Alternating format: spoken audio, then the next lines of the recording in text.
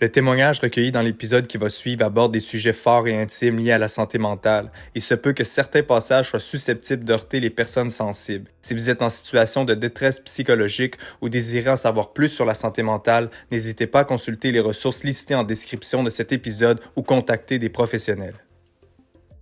Salut, je m'appelle Sean Jobin, je suis rappeur, beatmaker, réalisateur, DJ et aujourd'hui aussi podcasteur. On vous parle de cyberdépendance.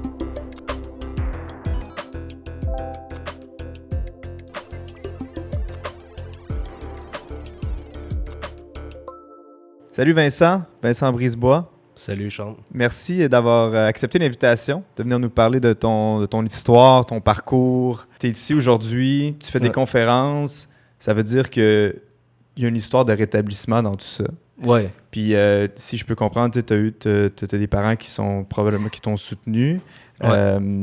Parlons-en justement. C'est quoi le déclic qu'il y a eu dans ta vie où est-ce que ça a fait « OK, là c'est assez, il faut que je me reprenne en main ». Puis il faut que je me donne tous les moyens possibles. Ben, il y en a eu comme, tu sais, plusieurs, mettons, où que, tu sais, que ça a pris ça pour que ce shot-là, tu sais, qu'il y ait un déclic, je sais pas comment je veux dire. Tu sais, mettons, quand je me suis ramassé dans la rue, je me trouvais gros, je m'aimais pas, tu sais, je me détestais. Je me suis ramassé à l'Aube-Rivière où que, tu sais, tu prends une douche commune avec 13 autres hommes. OK. Tu dors dans des dortoirs avec 6 autres personnes, mais t'as pas accès à un ordi, mettons. Moi, je faisais du chantage à ma mère à ce moment-là. Tu sais, justement pour aller gamer, blablabla. Le pire, c'est que dans le fond, j'avais fait une thérapie pour faire plaisir à mes parents, puis aux médecins. Là, dans le fond, ils m'ont envoyé, tu sais, comme faire un conseil d'orientation et tout. D'orientation. Ouais. Fait que, tu sais, j'avais commencé avec une personne que je voyais une fois par semaine. Ça faisait mon affaire parce que ça étire facilement, là. Mais finalement, j'étais allé à Portage centre de jour. Vraiment un truc qui dure une couple de semaines, là, voire une couple de mois. Mais à ce moment-là, je gamais encore. Je venais, mais dès que ça finissait, j'étais déjà parti, puis je retournais chez nous. Tu sais, j'étais rendu à 22 heures, tu sais, pas mal, quasiment, tu sais, tout le temps, là, tu sais, 16 à 22 heures par jour, ouais, c'est ça. Puis, tu sais, comme, même quand je gamais, je commençais à avoir envie de me suicider. Puis, bon, l'intervenant qui, en tout cas, je peux pas dire que c'est lui qui m'a sauvé. First, il aimerait pas ça, mais il arrêtait pas de me dire comme ça va pas bien là, ton affaire, puis tu sais, je veux dire, j'étais tout le temps malade. Là, à ce moment-là, lui, il m'appelait une fois de temps en temps prendre des nouvelles, puis là, j'étais là, ah ouais, j'essaye de faire de quoi, blablabla, mais ça marche pas. Puis tu sais, souvent, c'était à cause de moi, là, on s'entend. Okay. Là. Puis il me disait, tu viendras faire la thérapie. Je te le dis, ça fonctionne. Tu sais, il m'énervait, là. Je veux dire, moi, il me Tu voulais pas. Ouais, je voyais son numéro, puis j'étais comme quoi.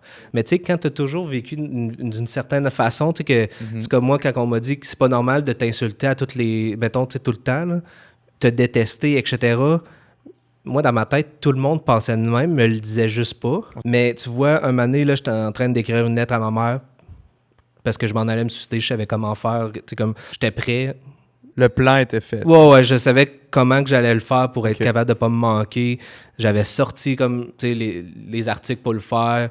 J'avais commencé à me dire je vais écrire une lettre, puis j'avais commencé, puis là je pleurais. Puis ce maudit intervenant là, genre il a appelé. Puis dans le fond, il y avait une expansion qui sortait.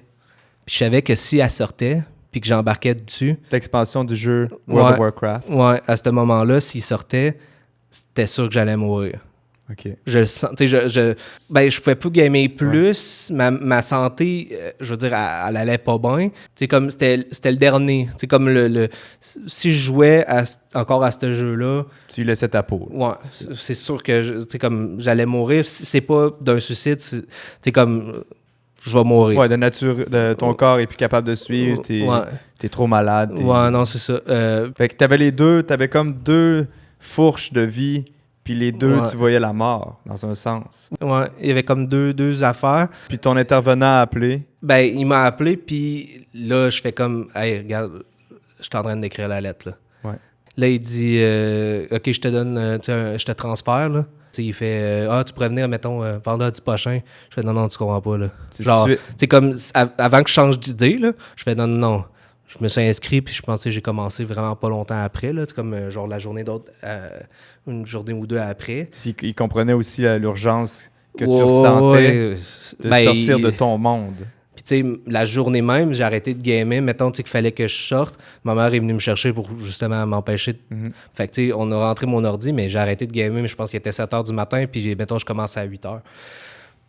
Puis ça ressemble à quoi le rétablissement qui a suivi? Ben là, à ce moment-là, tu sais, je suis pas encore dans... Tu sais, je sais pas à quoi que je m'embarque, tu sais, Ouais. vraiment, là.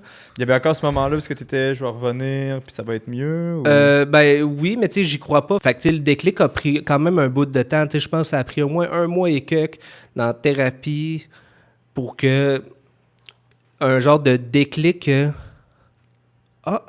sais, il y a peut-être un spot, mais moi j'y allais là, puis j'étais comme si vous me dites qu'il y a quelqu'un qui veut embarquer, qui a besoin de la place, dites-moi là, je m'en vais me tuer là, je veux dire, tu sais, comme ouais. je vais régler ça là, ou tu sais ça marchera pas. Fait que la première année, il y a eu des moments très difficiles, tu sais, il y a eu des moments où que je me disais oh oui, il y a possibilité, à d'autres moments j'étais comme fuck off, mais je savais que si je retournais gamer, c'est sûr que je préférais aller me suicider.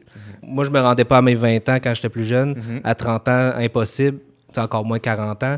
Mais mettons, ça a pris 3 ans avant que je me dise « Ah, je pourrais me rendre peut-être à 30 ans. » Puis là, mettons, j'avais 28, 29. Ça a pris 3 ans. Parce qu'à ce moment-là, il y avait encore une affaire qui me disait « Faut pas que je retourne gamer.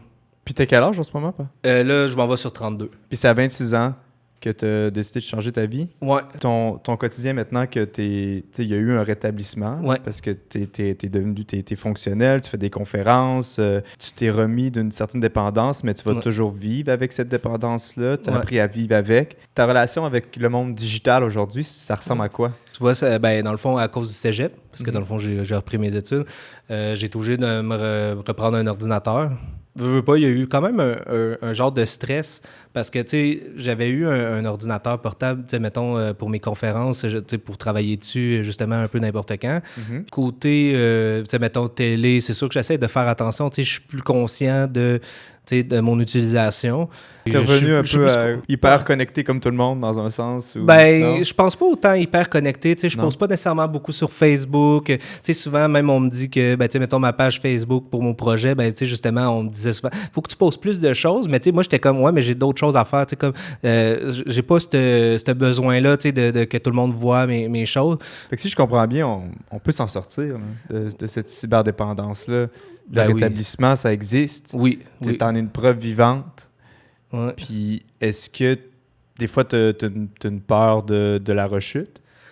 Ben, c'est sûr que je vais toujours avoir une peur de revenir puis avoir comme le sentiment que moi, dans ma tête, je veux dire que j'étais habitué, là. Il finira jamais mon cheminement. C'est un truc de tous les jours.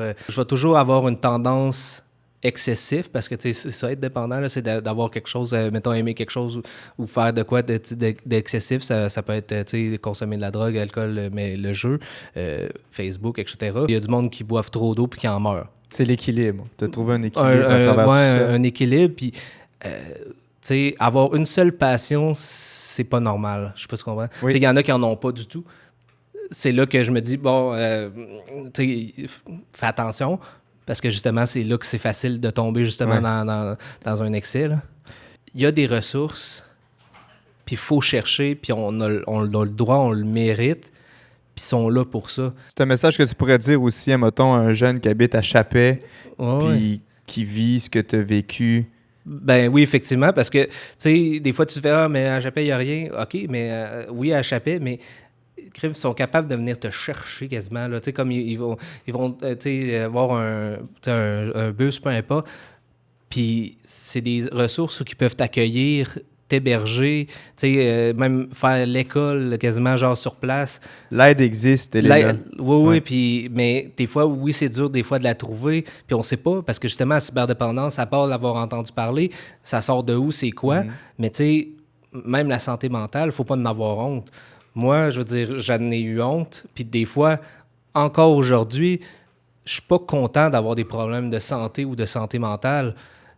Mais j'ai accepté certains trucs. Puis justement, ça permet que je puisse vivre beaucoup mieux. Puis justement, mon rétablissement en bénéficie. Je pense que tu en es un bel exemple. Je sais pas si je peux me permettre de le dire, mais tu as l'air d'un gars heureux. Ben, t'as l'air Oui. Tu es un beau symbole de rétablissement. Ben merci. Tu l'as bien dit, le rétablissement, c'est un parcours. La santé mentale, il ne faut pas en avoir honte. La cyberdépendance, il faut la comprendre. C'est peut-être d'autres problèmes qui vont causer cette dépendance-là, comme la dépression, l'anxiété, des choses comme ça. Lorsqu'on la comprend, on peut aller chercher de l'aide, vivre avec et s'épanouir. Vincent, Ouais. merci d'avoir accepté l'invitation. Puis comme je l'ai dit, tu es vraiment un beau symbole de rétablissement. Puis au plaisir de se recroiser. Merci beaucoup. Merci de m'avoir invité.